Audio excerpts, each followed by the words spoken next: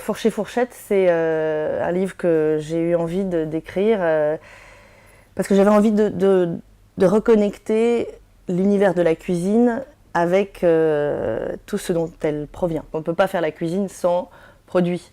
Et d'où viennent ces produits? Ils viennent de chez des producteurs, ce sont des hommes et des femmes qui font des choses extraordinaires.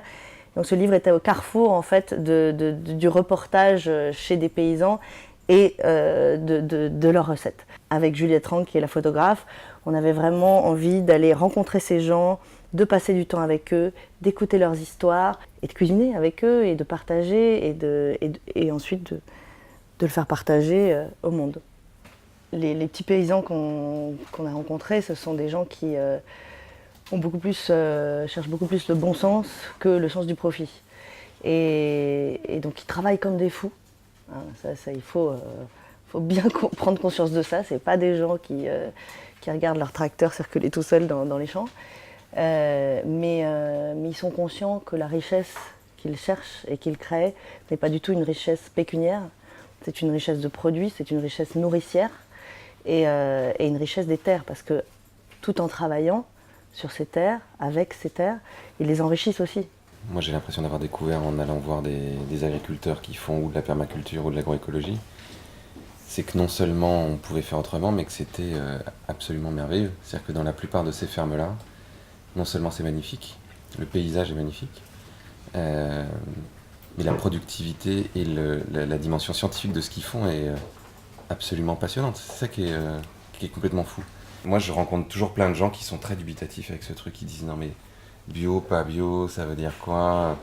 Donc bio, au départ, ça veut dire de l'agriculture où il n'y a pas de produits chimiques, il n'y a pas d'engrais, il n'y a pas de pesticides, et on utilise simplement les capacités de la nature pour produire. Ensuite, il y a plusieurs façons de le faire.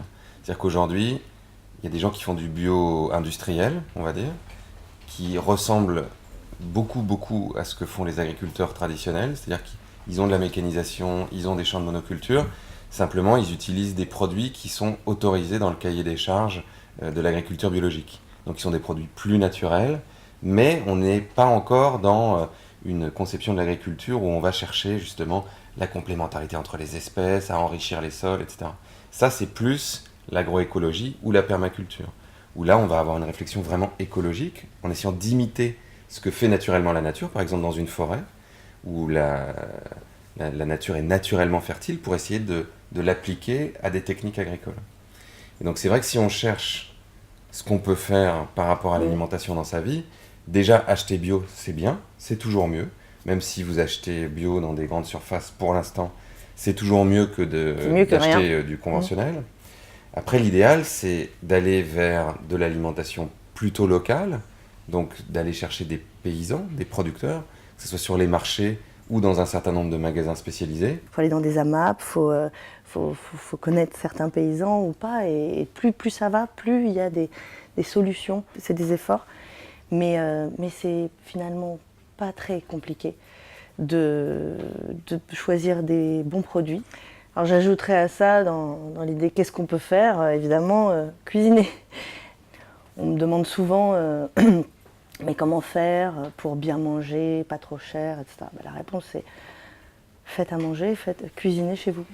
Cuisiner avec les enfants, faire un potager à la maison, sur son petit balcon si on n'a que ça, et le faire avec les enfants, parce que ça je crois que c'est essentiel aujourd'hui, de reconnecter les enfants avec la terre, quoi. Même avec un tout petit pot de terre, voir comment ça pousse, ils adorent ça, et ça change tout. C'est-à-dire qu'à partir du moment où on plante une graine avec un enfant, où il voit cette plante grandir, mettons un haricot qui va produire ensuite 4 haricots dans une cosse, et qu'on va pouvoir les replanter, il a tout compris de la vie, cet enfant-là. Et ensuite, quand on peut cuisiner ces haricots ou autres plantes qu'on a fait pousser, l'intérêt à ce processus et à ce qu'on mange et à ce qu'on ingère est doublé. C'est-à-dire qu'un enfant, en gros, qui va manger ce qu'il a fait pousser, ce qu'il a cuisiné, va, a priori, adorer ça. Et y prendre un grand plaisir. Et en plus, retrouver ce sens du partage, de l'échange, de la transmission. Je veux dire, c'est un tout. Et c'est vraiment fondamental aujourd'hui de reconnecter tous ces liens ensemble. Un des drames de l'éducation de maintenant et puis de la société en général, c'est de virtualiser les choses. T'as une espèce d'intermédiation entre la réalité et toi. T'as un truc entre la réalité et toi. Donc souvent ce truc c'est l'écran. Mais reprendre la réalité à pleine main, ça veut dire être capable, tu vois, de faire pousser un truc, de le découper, de le sentir, et d'avoir tous tes sens qui sont mobilisés.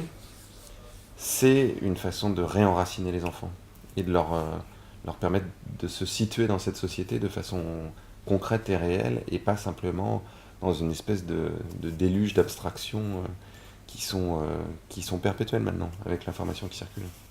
Et cet aspect manuel, c'est aussi ce que font nos paysans, qui sont totalement, beaucoup se sont d'ailleurs déconnectés d'une vie urbaine, c'est ce qu'on appelle les néo-ruraux, et sont venus se mettre les mains dans la terre, se réenraciner dans ces campagnes, et avec une vraie envie, une vraie quête de sentir la nature, de respirer l'air et de faire vivre, cultiver des choses, enfin, voir pousser et puis les cuisiner ensuite et les donner à partager, parce qu'il y a ce côté très généreux aussi. Ce qui est super avec ce bouquin, c'est que pour moi, l'agriculture du futur et les paysans du 21e siècle sont là-dedans, quoi.